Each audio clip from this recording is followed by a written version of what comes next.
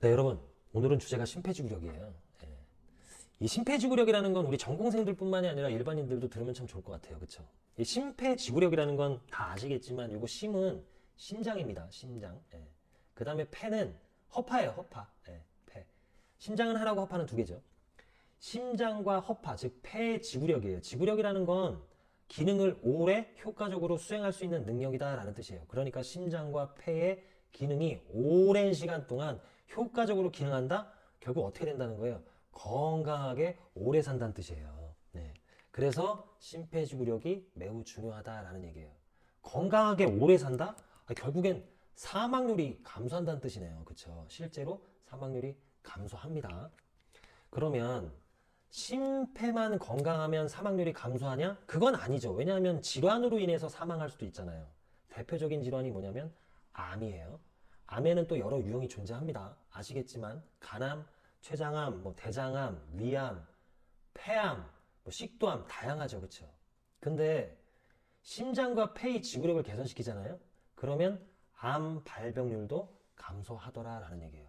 어떤 연구를 보니까 폐암 같은 경우에 68%까지 떨어진대요. 그러니까 얼마나 심폐지구력을 개선시키는 게 건강한 삶에 아주 유용하고 중요한 거예요. 그렇죠? 또 있어요. 치매. 치매 발병률도 감소하더라. 이거 제가 얘기한 게 아니라 과학자가 얘기한 겁니다. 예. 그러니까 믿으셔야 돼요. 예. 그리고 또 있어요. 예. 당뇨 같은 성인병, 당뇨, 고혈압 등등 발병률도 감소하고 현재 진행형이더라도 개선되더라라는 거예요. 그러니까 심폐지구력을 개선시키는 게 얼마나 중요하냐라는 거예요. 근데 그럼 이 심폐지구력 개선시키기 위해서 어떤 운동 해야 돼요? 라고 이제 물어보신다면 아시겠죠? 요거 해야 됩니다. 예. 유산소 운동. 예. 유산소 운동의 대표적인 게 뭐가 있어요? 예. 일단은 여러분들 이런 게 있어요. 빠르게 걷기라는 거 있어요. 빠르게 걷기. 예. 제가 하나를 건너뛰었어요. 걷기, 빠르게 걷기 이렇게 단계별로 말씀드리지 않고 바로 빠르게 걷기라고 얘기했어요. 왜냐하면 걷기는 유산소 운동이 아니고 유산소 뭐예요? 유산소 산책이에요. 산책. 예. 산책해서 심폐지구력을 증가시키겠다? 해당되는 분들이 계십니다. 예. 그런 분들은 누구시냐면 노인분들, 조금만 걸으셔도 숨이 찬 노인분들이라든지 아니면 특정 질환자 중에서도 심폐에 관련된 특정 질환이 있으신 분들 같은 경우는 걷기를 통해서도 심폐의 재활 혹은 개선이 가능해요. 그러나 여러분들 같은 경우, 건강한 여러분들 같은 경우는 걷기를 통해서 심폐지구력을 개선시키겠다? 그런 일은 일어나지 않습니다. 그러니까 빠르게 걷기 정도 해야 숨이 좀 찰 테니까 그러면 심폐지구력이 조금 좋아질 수 있어요. 조금이라는 비겁한 표현을 쓰지만 제가 전공생들한테는 1m라고 씁니다. 전공생들은 1m 진짜 조금이네 라고 이해하실 거거든요. 이 정도만 개선돼도 이런 효과들이 나타나더라라는 거예요. 그러면 빠르게 걷는 것보다 더 좋은 건 뭐예요? 뛰는 거예요. 뛰는 거. 뛰는 것보다 더 좋은 건 조금 빠르게 뛰는 거예요. 근데 빠르게 뛰는 거는 좋긴 한데 관절이 아픈 분들, 건강하지 않은 분들 같은 경우에는 이게 꿈 같은 얘기거든요. 그럴 땐 어떻게 된다? 빠르게 걷다. 빠르게 걷는 게 힘들다 그러면 수영장에서 빠르게 걷는 방법도 있고 그런 방법들은 전문가와 의논을 해보시면 됩니다. 예.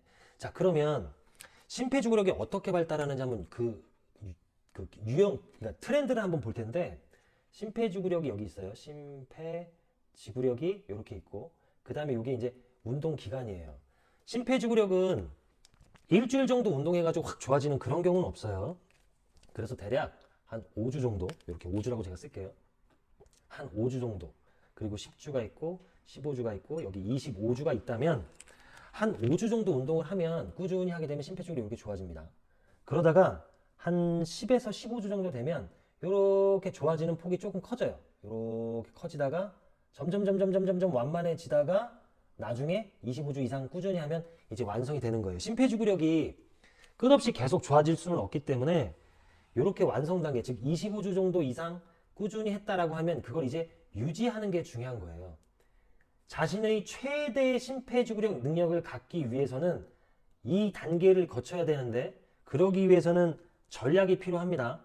전략이라는 건 뭐냐면 운동 강도를 조절하는 건데 예를 들어서 이렇게 심폐지구력이 좋아지면 이전에 빠르게 걷기 강도는 이제 시시하거든요. 그죠?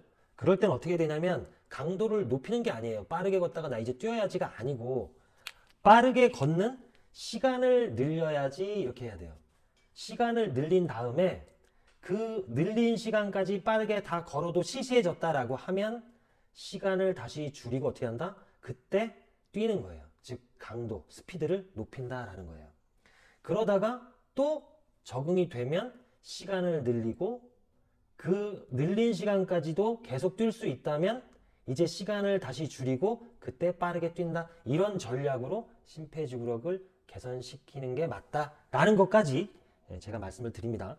중요한 건 뭐냐면 초기 단계에는 심폐지구력이 조금 많이 좋아지다가 후반부에 조금 완만해져요. 그쵸? 그 사실도 여러분들이 알고 계셨으면 좋겠다라는 겁니다. 저는 항상 여러분들 편입니다.